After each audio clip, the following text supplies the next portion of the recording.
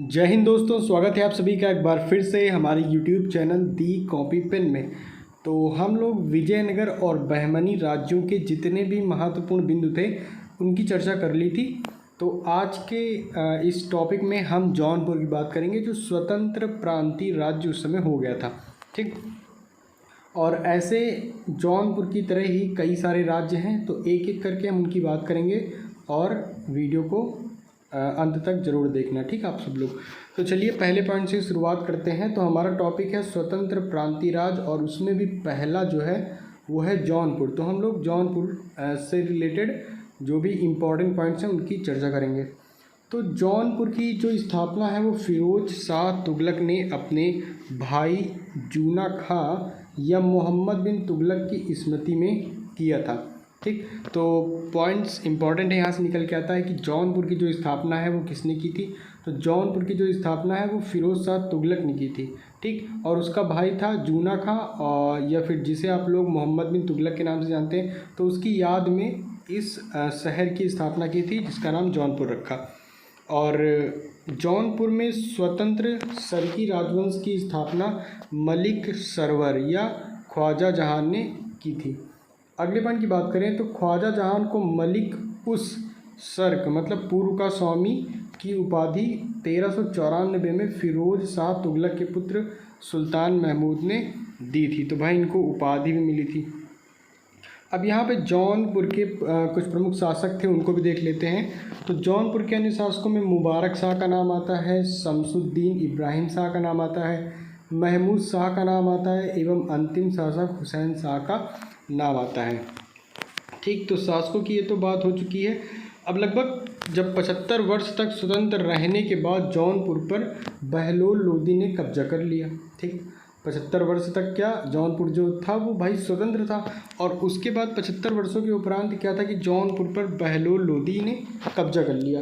अब सरकी शासन के अंतर्गत विशेषकर इब्राहिम शाह के समय में जौनपुर में साहित्य एवं स्थापत्य कला के क्षेत्र में हुए विकास के कारण जौनपुर को भारत के सिराज के नाम से जाना गया।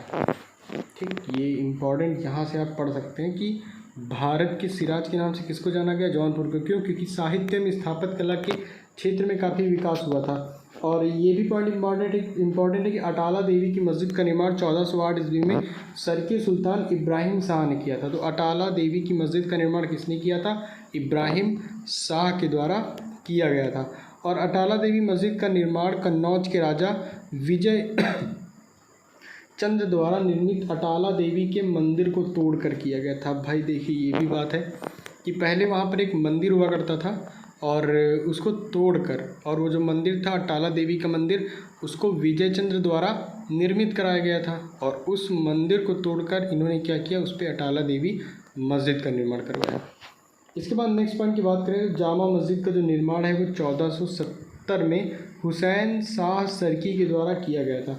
और पीर बोधन नामक सूफी संत इस काल का एक महान संगीतकार था। ठीक, और नेक्स्ट पॉइंट क्या है कि झंझरी मस्जिद 1430 ईस्वी में इब्राहिम सरकी के द्वारा एवं जो लाल दरवाज़ा मस्जिद का निर्माण है वो मोहम्मद शाह के द्वारा 1450 ईस्वी में किया गया था। ठीक, तो यहाँ पर कुछ निर्माण आप लोगों ने देखे जो जौनपुर में हुए और शासकों द्वारा कराए गए। तो जौनपुर में बस इतना ही है। और जौनपुर के बाद जो अगला हमारा राज्य आता है वो है बंगाल। ठीक, स्वतंत्र राज्य के मामले में जो हम लोग पढ़ रहे हैं। तो जौनपुर के बाद लगे हाथ हम बंगाल के बारे में भी चर्चा कर लेते हैं। इसके बारे में ज़्यादा पॉइंट्स नहीं है, तो कम से कम आज की वीडियो में आप जौनपुर और बंगाल को तो क्लियर ही कर लीजिए। तो इख्तियारुद्दीन मोहम्मद बिन बख्तियार खिलजी ने बंगाल को दिल्ली सल्तनत में मिलाया।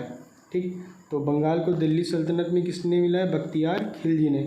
और गयासुद्दीन तुगलक ने बंगाल को 3 भागों में विभाजित किया था। एक तो लखनऊती था जिसे उत्तर बंगाल, और एक सोनारगांव पूर्व बंगाल या सतगांव ये दक्षिण बंगाल। ठीक, तो लखनऊती, सोनारगांव और सतगांव, और किसने विभाजित किया था? गयासुद्दीन तुगलक ने किया था। 1345 में हाजी इलियास बंगाल के विभाजन को समाप्त कर शमसुद्दीन इलियास शाह के नाम से बंगाल का शासक बना। और पांडुआ में अदीना मस्जिद का निर्माण 1364 में सुल्तान सिकंदर शाह ने करवाया था। ठीक, कहाँ पे?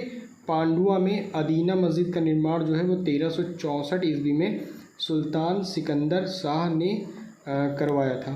अगले पॉइंट की बात करें तो बंगाल का शासक गयासुद्दीन आजम शाह, ठीक है, डेट यहाँ से है 1389 से 1409 में, अपनी न्यायप्रियता के लिए प्रसिद्ध था। अगले पॉइंट की बात करें तो अलाउद्दीन हुसैन शाह ने राजधानी को पांडुआ से गौड़ स्थानांतरित कर दिया, ठीक। और महाप्रभु चैतन्य, आप सभी लोग जानते होंगे, महाप्रभु चैतन्य जो थे वो अलाउद्दीन के समकालीन थे। अलाउद्दीन ने सत्यपीर नामक आंदोलन की शुरुआत की थी। इसके बाद अगले पॉइंट की बात करें तो मालाधर बसु ने अलाउद्दीन के शासनकाल में ही श्री कृष्ण विजय की रचना कर गुडराज खान की उपाधि धारण की। इनके बेटे को सत्यराज खान की उपाधि दी गई। तो ये उपाधियों की बात हो गई। अब अगले पॉइंट की बात करें तो नासिरुद्दीन नुसरत शाह ने गौड़ में बड़ा सोना एवं कदम रसूल मस्जिद का निर्माण करवाया, ठीक। तो आज के वीडियो में हम लोगों ने जौनपुर और बंगाल इन दोनों के बारे में देख लिया है, जो स्वतंत्र प्रांतीय राज टॉपिक के अंतर्गत आए थे। तो और भी बहुत सारे हैं, गुजरात, मालवा ना, तो इनकी जो चर्चा है वो हम आने वाले वीडियो में करेंगे। तो थोड़ा थोड़ा पढ़ेंगे और अच्छे से पढ़ेंगे तो आप लोग को समझ में भी आएगा और याद भी आप लोग कर लीजिएगा। तो वीडियो में अंत तक बने रहने के लिए आपका बहुत बहुत धन्यवाद। और अगर आप हमारे चैनल पर नए हैं तो प्लीज़ चैनल को सब्सक्राइब करिए और दोस्तों को भी शेयर करिए। तो मिलते हैं हम लोग अपने अगले वीडियो में।